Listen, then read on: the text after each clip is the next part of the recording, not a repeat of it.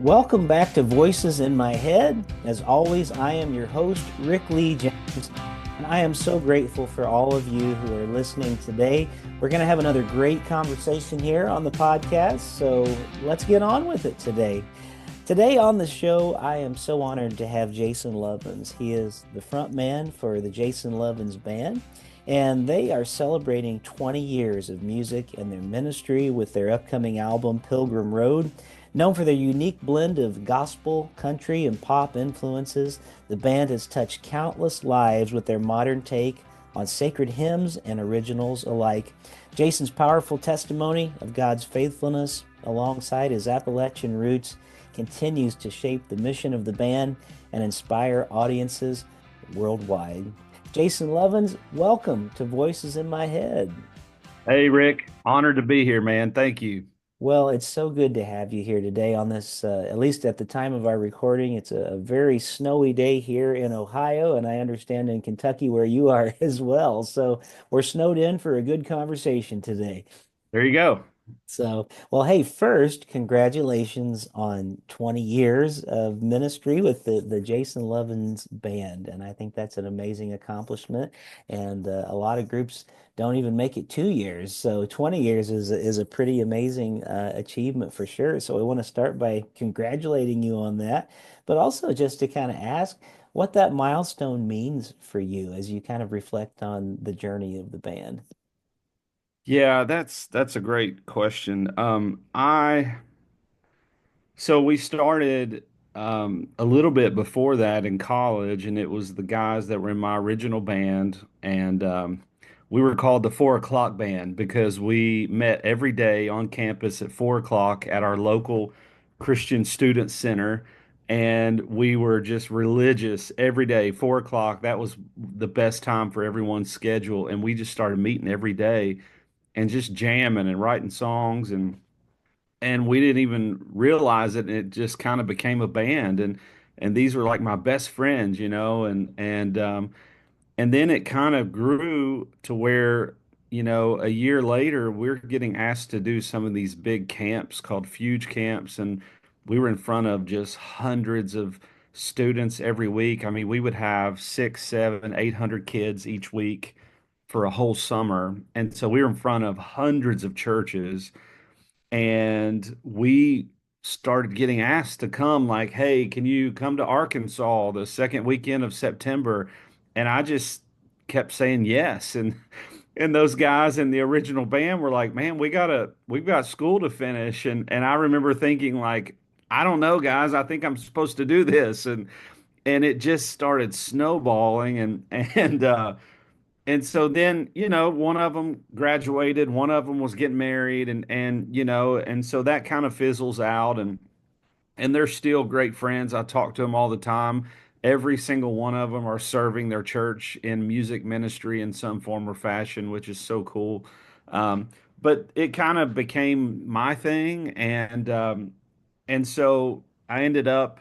Um, I got married in college, and my wife at the time, I remember her. Um, we've been married 21 years, so this was a little bit before that even. I remember telling her, hey, in 20 years, I don't know if I can stand it if I don't really give this a shot.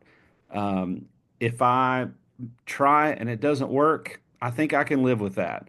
But I just feel like this is what God has called me to do, and I'm not sure I can just stand it if I don't know. And so we dove in and have went hard for the last 20 years. And then you just blink and 20 years go by, and I don't know that I even was dreaming this big as far as this is our 11th album that I've done over the years, and you hope that you can do one, and then two feels like this amazing accomplishment, and then three you just can't even believe it, right? And then four, five, six happens, and you're just blown away. And so it's been an incredible journey, and just honestly, just I just feel so blessed and so very thankful.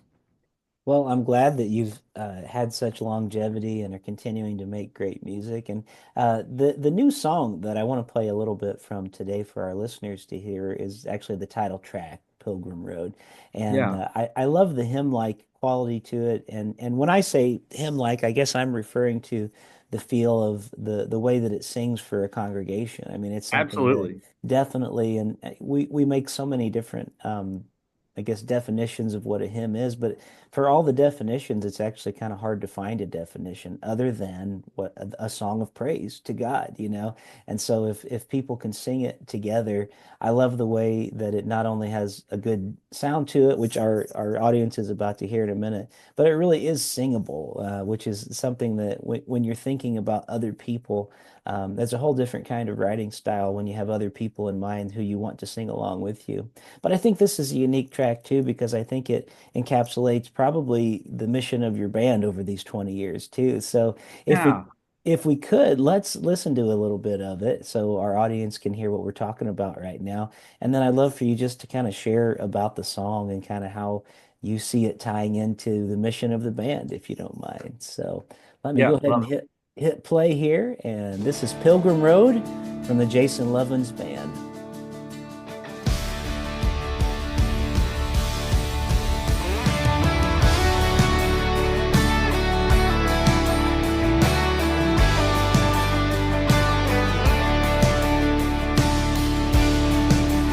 We exalt thee, we adore thee, as we walk by thy good grace. God, we live to bring you glory, as we long to see thy face. In the garden we were tempted, and we chose the road of death. But you sent your Son from glory. Now in him we find our rest.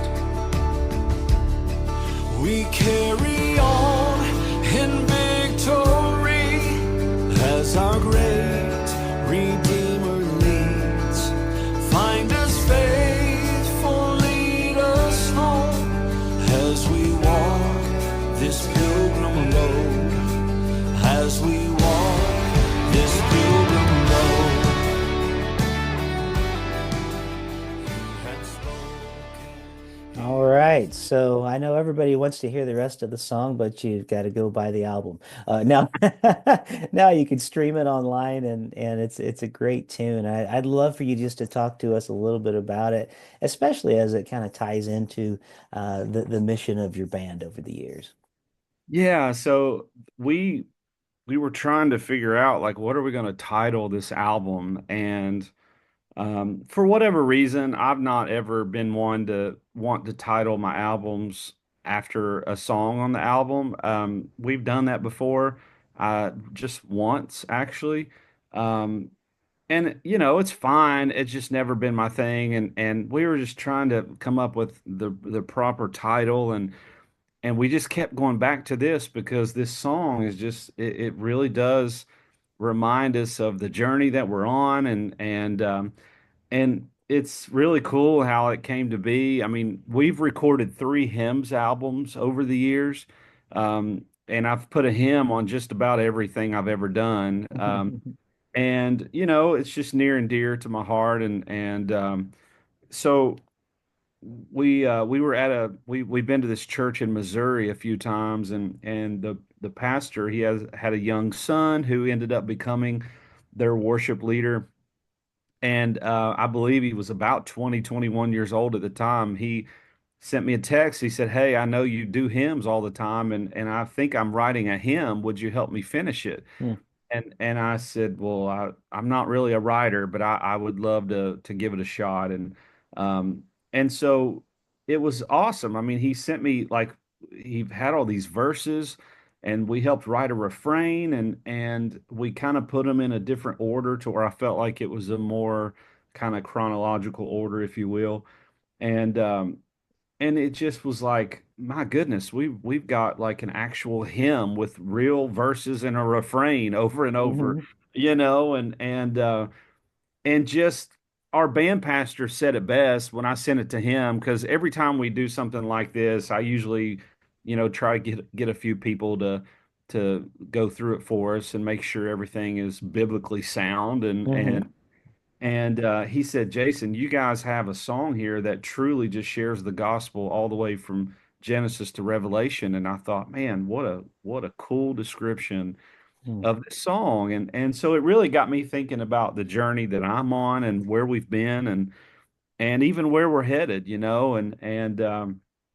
and so we put this out as a single a few months ago, and it's just been awesome to be able to share it. And so as the album was coming together, it just felt right to call it Pilgrim Road, Hmm. and so that's where we are. Well, that's great. I appreciate that story and even the collaborative nature of that, of working with other Yeah, people. I always think that represents the kingdom of God at its finest, not when we're individual lone rangers, but when we actually do things together. And it sure. makes our music richer, makes our fellowship richer. I think everything we do. So I love that part of the story. Now, real quick, I want to make sure I don't have it right in front of me, but I think is it the 17th of January when the full album releases? Well, we're actually going to push it back because, with the nature of the way digital music is now, Hmm. to play the game with putting singles out, Sure.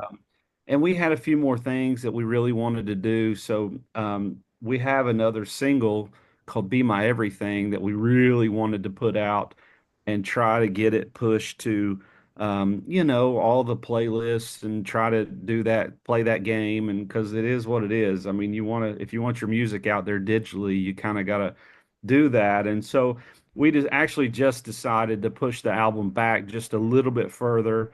And then we're going to release this next single here coming up in a couple weeks. So we're probably leaning more towards end of February at this point, but we're going to circle back and just do some more, because there's so many things on the table still. Hmm. Uh, and with my story, it's opening a lot of doors, and so we're trying to just walk through that the best we can. So Sure. Well, I want to get into your story here in just a moment, but while we're on the subject, I hadn't actually thought to ask a question about this before, but thinking about the way that music is released now, it really is sort of a new frontier in some ways as far as the way we do it. I used to always, when I would put out an album, we'd put it on a CD or whatever, and take it and put it on tables in the foyer. And yeah, as I still make music today, I find that I myself have been going more to singles. And then when I do a concert, just 2 weekends ago, for instance, and you can tell me, it probably happens to you quite a bit too. I have my merch stuff set out at the table. I have CDs set up, ready to go, and a lot of people come out. Great, love your music. You're on Spotify, right?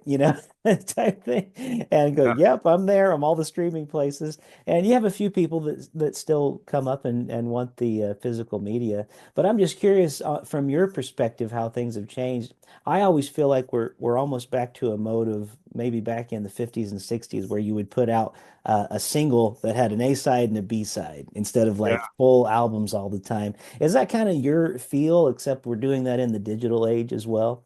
Yeah, I mean, that's the world we live in, Mhm. and I guess I'm old enough and still old school enough that I just love the idea of getting a full album and going through the journey of how they put these songs together, and Hmm. but that is just not the world that we live in now. and Yeah. and we still sell a good bit of like physical copies, which Hmm. is shocked by every weekend out on the road. Uh-huh. But you're right. I mean, it's if you're not in the digital world, then you're not doing it, Hmm. and it makes me sound old, but kids, it seems like the the whole idea of music, there's no value in music to them because it's always been free.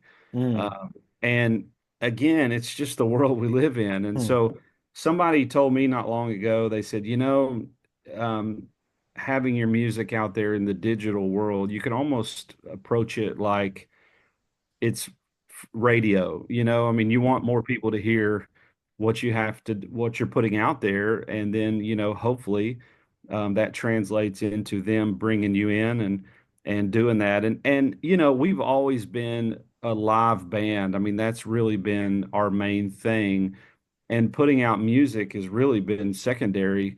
Um, and that's almost helped me with this transition Mm. of because we don't rely on, making a living off of the music side of it, Hmm. because you just don't make the kind of money that you used to with this stuff. And so Right. thankfully that's never been our main focus. And so that's kind of helped us with this transition of with music in the digital world. I mean, it's a wild thing how it kind of happens so fast. Yeah, it really is. I almost feel like when the pandemic hit, that was like the nail in the coffin for physical media and by and large, where everybody just was kind of starting to really stream everything in earnest, and so it's like, okay, we're entering a whole new world. I'm not sure what it means, but very Yeah. interesting. Well, Yeah.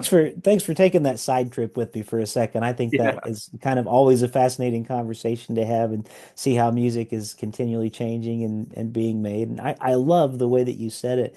Maybe we don't value music as much as we once did when it's all free all the time. And I think there's a valuable lesson in there that if somehow we can learn it and help teach the value again, that there might be a good change, coming in the future. Because I think I see sometimes also a good example of this, and we won't belabor this much longer, but like I sell vinyls now, and it Yeah. seems like it's never people that grew up with vinyls. It's always young kids that come to the table like, oh, you've got a Oh vinyl. yeah. And there's something about it to them. I think there is value, they interact with it. They have to flip the song over, and put it on there, Yeah. and it takes them away from their devices. So there is maybe some good hope for things. We always have like kind of a give and take with music and the way it's made and put into the media for sure. So, well, Yeah, let's.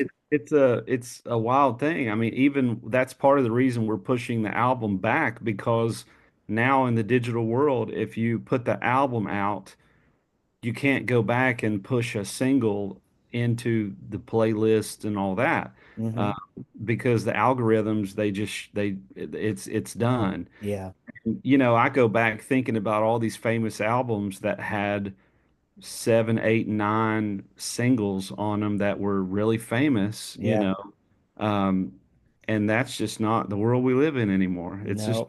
wild. Not for most of us, for sure. So, well, you know what? Thanks again for taking that side journey with me. But I do want to get into your story and your testimony a little bit. And I know we don't have all the time in the world, but I know that your testimony is really a powerful part of your ministry and what you do live, and especially as it pertains to your birth story. And I Yeah. wonder if you would mind sharing just a little bit of that with our listeners today, so they can hear and be blessed by that. Yeah, and so the I realize now after all these years that God has put us on all these platforms all over the country. We average about 40 weeks a year on the road, and it's Wow. mostly weekends. I mean, we're gone a good bit, and we've been able to do that for a long time now. And we've been on all these platforms all over the country that this hillbilly kid from West Virginia probably had no business being at, but yet God just continued to open doors. And I know a lot of it is because I was willing to share my story. Hmm. And I never talked about my story as a kid growing up. And it wasn't even until I started my band, and that first original band, we were in front of a little tiny church in Eastern Kentucky one night, and I just started sharing my story. And I had a pastor come up to me afterwards. He said, I don't think you understand what God's going to do with your life, but you got to promise me that you'll keep sharing your story everywhere you go. And I did, and I have. And I could tell you a lot of ways that, and a lot of stories of how God has used it. And the cool thing is, I didn't have anything to do with it. I just, I missed the hard part. But um, if you don't know, my story is this. My mom, at 15 years old, she was raped when she was walking home from the pool one day. Doesn't remember it. Months went on. My grandma was chasing around four other kids. I remember, as they told me this as a young kid, trying to process, like, how do you not remember that? And I've had lots of people tell me that when something so traumatic like that happens, that your mind can block it out as if it never happened. So my mom didn't remember it. And she would tell you she was very naive for 15. She didn't understand anything about babies, so she didn't know what was happening. And so one day she told my grandma, I'm sick, I need to go to the doctor. And my grandma said, well, she's gained weight. We should take her to the doctor and see what the doctor says. And so they did. And the doctor come out and said, well, she's pregnant. And after the initial shock wore off, the best way I know to explain it to people is I had a praying mama who said, we're going to go to church and we're going to pray. Mm, And that's what they did. And if you were to have heard her tell the story, she made it sound so simple. But I understand it couldn't have been that easy. But you see, my grandma very much understood how big God is. And yeah. she believed that he is so big that he was not surprised by me. So these things that we read in the Bible, that he formed me in my mother's womb, that he had plans for me, she believed it with all of her heart. And so for her and her 15-year-old daughter, they had some choices that they had to make.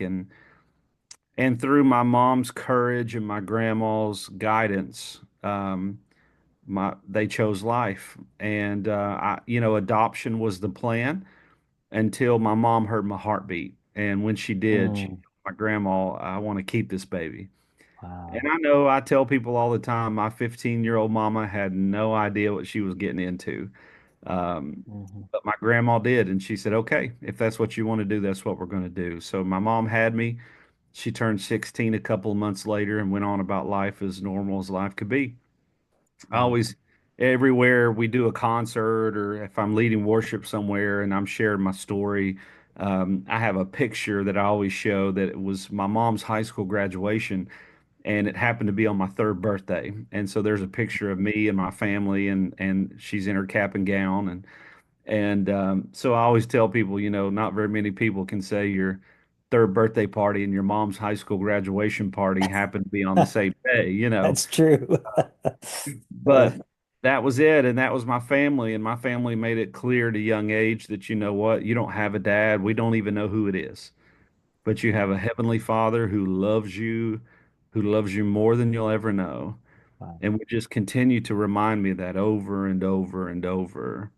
And it's Mm, always been enough. And that's the story that I've been able to share for so many years. And I could tell you a million ways and that God has used it. I mean, just so many beautiful stories. And the best thing is, I'm just telling the story, right?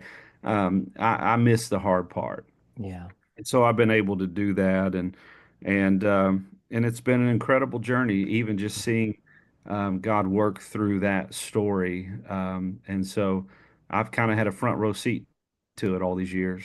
Yeah. Wow, it's such a powerful story, and I appreciate you sharing it with my audience today here on Voices in My Head for those that may not have been familiar with it. And there's a lot of things that come up. I actually am currently working as a hospital chaplain full time, so Monday through Friday I'm in hospitals with people. And when you had talked about your mother and her not being able to remember, I just think of a few patients I've been with, and it is very true that when you've faced trauma, your mind can do that. It's sort of a protective mechanism that the body has to help you through those things. Yeah, And yet I'm amazed through this whole story by many aspects, more than we even have time to talk about today. But especially the part where you were reminding us of our Heavenly Father. For many people, they would probably grapple and wonder exactly what that means. I actually work with a man who was adopted, doesn't know his birth father, and we just recently had that same conversation about how he knew that he had a God who was his father, who loved him, and it made all the difference. And so I just applaud you being able to tell that story and to be able to share that night after night, week after week with people that you come in contact with because we probably don't know how many people in the world that's going to resonate with who maybe yeah, they have not yet shared their story, maybe they too are looking for that kind of relationship in their life. So I guess from my end of things, again, I want to say thank you with gratitude in my heart for sharing your story with people who might need to hear that for sure. So thank you. yeah. Well, It's my pleasure.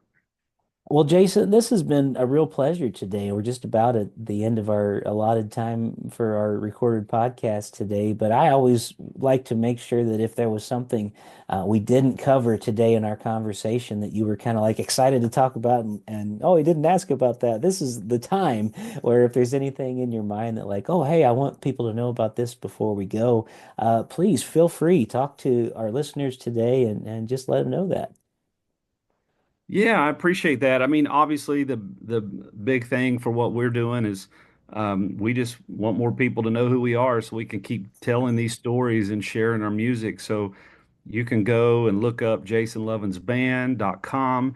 You can follow Jason Lovins Band on all of the social media. We've got it all out there, and we try to really document the journey each and every year and we're already booking a ton of dates for 2025 and just excited to get back out on the road next week. And we have been snowed in here all week, so it's been crazy. I've got a big bus parked out back that I got to go shovel out today, actually. But we it's one of those things where we're you're constantly trying to just keep moving ahead, right? Hmm. So this album has so many beautiful songs on it. Some worship songs that we come across that some friends of ours had written, and then a few that we've written. A guy named Rodney Mora is my piano player. He's from Venezuela. And he has a few songs in Spanish on this album that we always try to throw in. And this album really is a, a great compilation, if you will, of really who we are because it's got some old songs, it's got some new songs, and everything in between. And that's kind of what we've always done, and so we're going to keep going hard and just excited for the journey ahead. So yeah, that's the biggest thing. Just look us up, follow us, and share our stuff for us. And it's a big deal. People don't realize when you share everything on your social media from other people's stuff that you follow, it reaches so many more people than we can reach on our own, and so that's Does. the beauty of that. It does. And well, hey, congratulations on 20 years in. I'm excited for you. I'm grateful that you were one of the voices in my head this week for sure, Jason Lovin. So Thank you, thank you man. so It's much for a being pleasure. here. And I'm going to hit the outro music here, should the technology work the way it's supposed to today. And we do want to encourage all of you to check out Jason Lovin's band and their music and share about them on your social media. That really is a help. And it always means so much, especially when not only because it gets shared, but it means a lot to the artist when we see our work that somebody found value in it and worth that they would share with other people. So thank you for listening to Voices in My Head, everyone, this week. And I'll look forward to seeing you next time. God bless you and have a wonderful week.